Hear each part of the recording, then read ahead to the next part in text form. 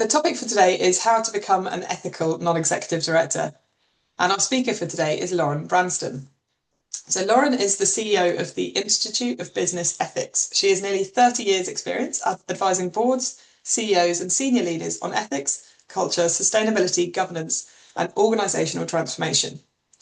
Before joining the IBE, Lauren ran her own advisory practice and previously served on the UK and Ireland's executive leadership team of the Coca-Cola company, where she led work on sustainability, public policy, major societal issues, including human rights, water sustainability, and public health.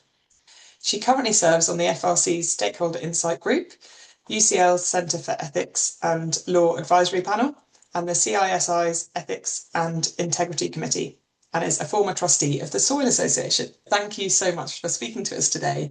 Looking forward to this.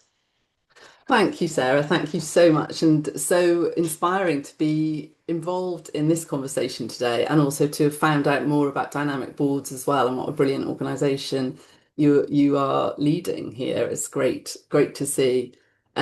So important that we have diversity of thought on boards, and inclusion is such an important part of that. So yeah, absolutely delighted to be here today. Okay, so I will kick off without further ado. So I am Lauren Branston. I'm the CEO, as Sarah said, of the Institute of Business Ethics.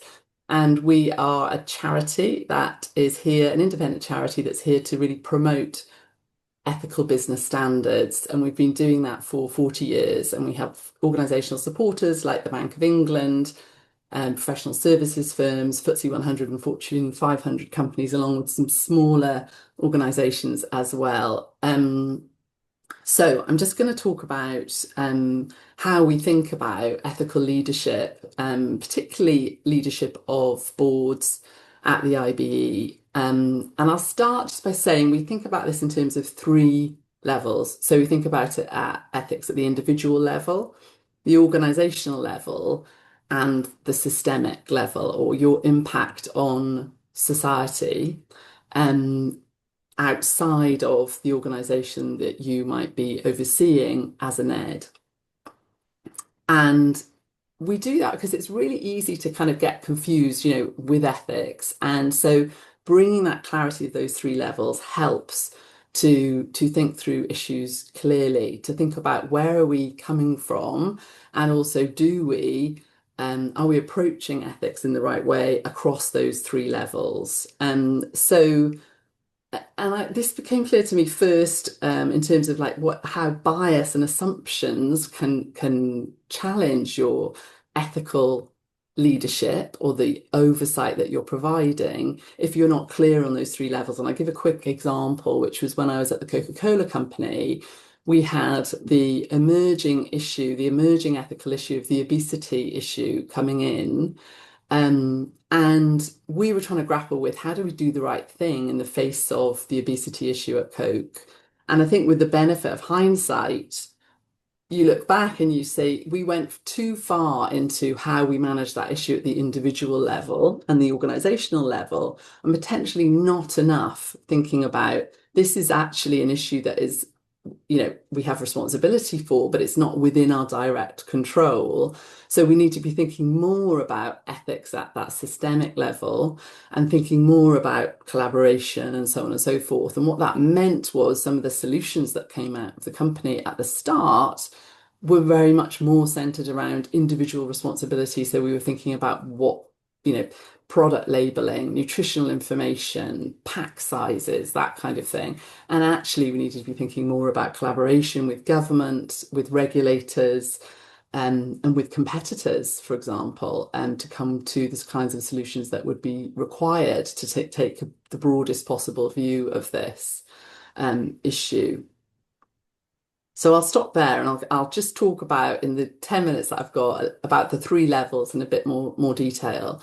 So the first, if you turn to kind of individual leadership, as a board member, we see that as at 2 points. So firstly, do you have self-awareness? To be an ethical leader, self-awareness is critical. Do you understand your own values? What's important to you from a values-based perspective, and to what extent those values might be different from the company that will have its own set of values as well.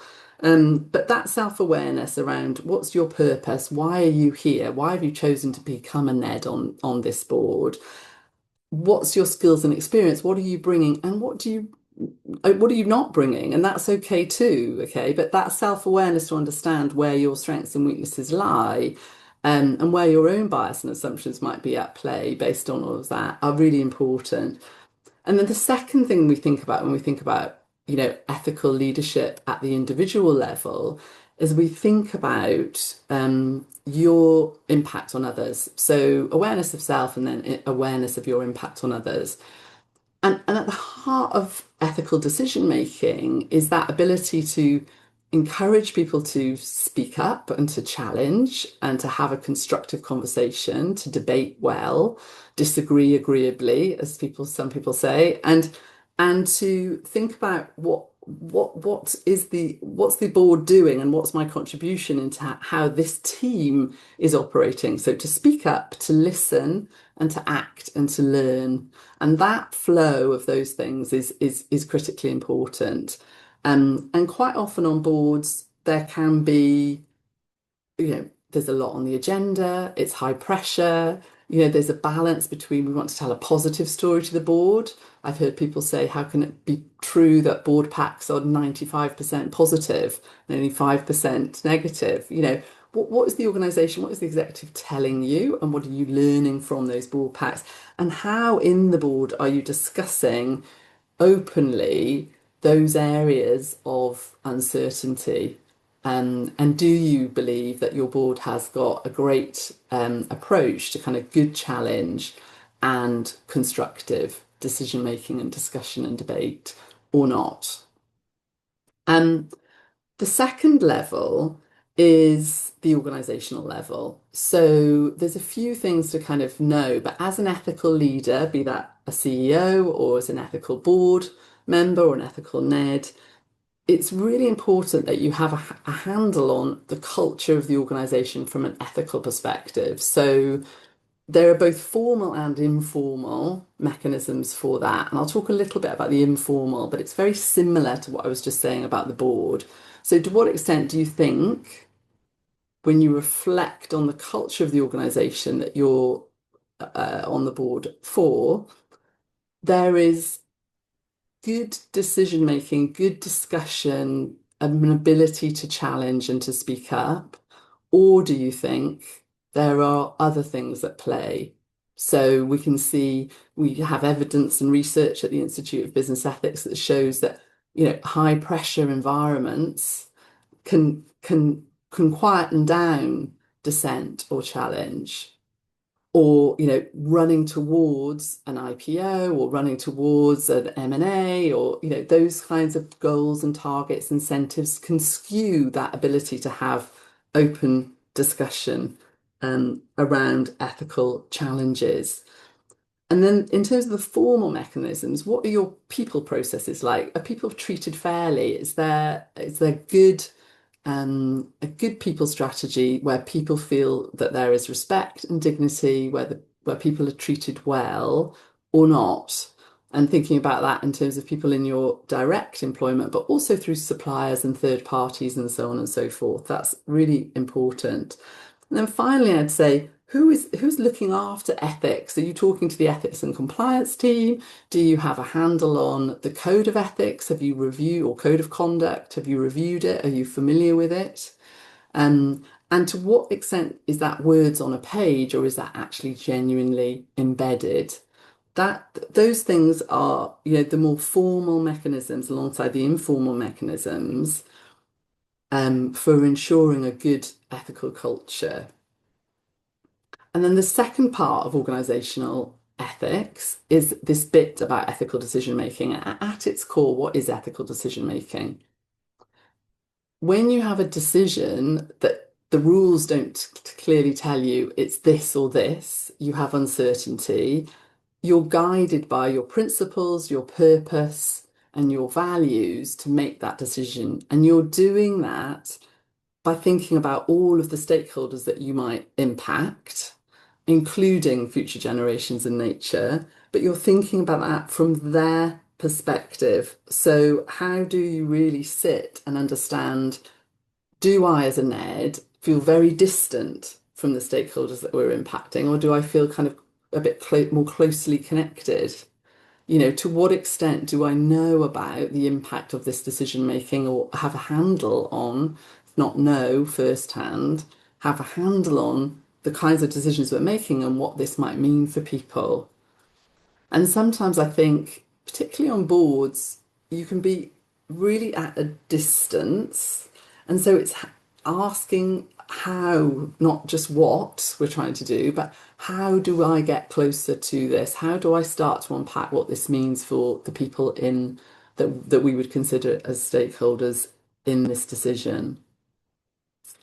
Um, from my own personal experience, when I was working on human rights, I was doing it now, I see, really from a distance, and my whole perspective changed dramatically when I would travel to the countries that were being impacted and meet people who were affected by modern slavery or, had been victims of gender-based violence. You're in a completely different space as a result of that, and your understanding, your ability to contribute is transformed. Um, but it's not just a purpose of having that conversation. Ethical decision making is a skill, and it's something that people can be trained in. So, to what extent do you think the organisation is good at this, has the capacity for it, but also you've got a consistent way of approaching these kinds of decisions? And that, I feel, very much is a muscle that is developed over time. So I won't say any more about that at this point. And I'll just turn to the third element, which is around this systemic point or this impact on society point that I referenced at the start in relation to Coca-Cola and the obesity issue, and that balance of thinking about ethical issues at those three levels, and thinking clearly about, when we look at what are the emerging ethical issues, which are often kind of trend-led or event-led. So you talk about, at the moment, I'm having lots of conversations about and thinking about ethics and AI, for example. So AI is a huge trend that is transforming organizations, transforming how people work.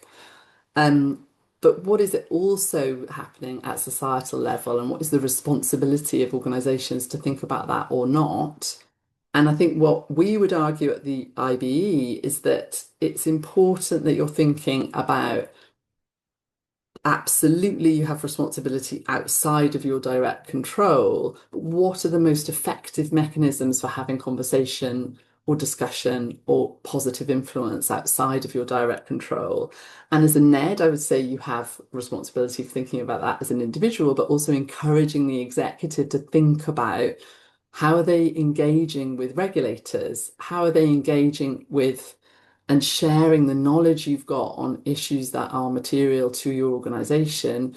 That expertise and that insight you have can be enormously helpful. How are you collaborating with what might be deemed competitors to solve common challenges? And so, the example I give here is around EVs, electric vehicles.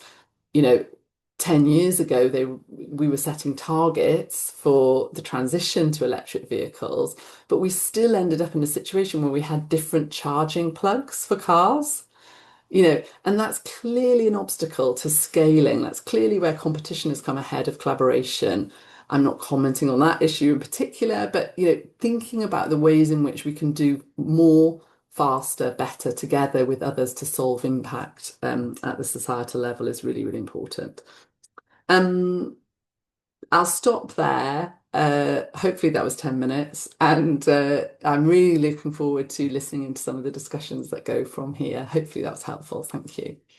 Thank you so much, Lauren. We're going to dive into three questions now. What individual ethical challenges do you face as a board member? What ethical challenges do you face as an organisation? And what systemic ethical challenges does the organisation face? So think of that like EV plugs all being different types. We had the same actually with smartphones, didn't we? That they all had different types. So things where you can stand back and see something as a bigger market rather than purely deep into one organisation. So take a few moments to think about those, and then we'll jump into breakout rooms.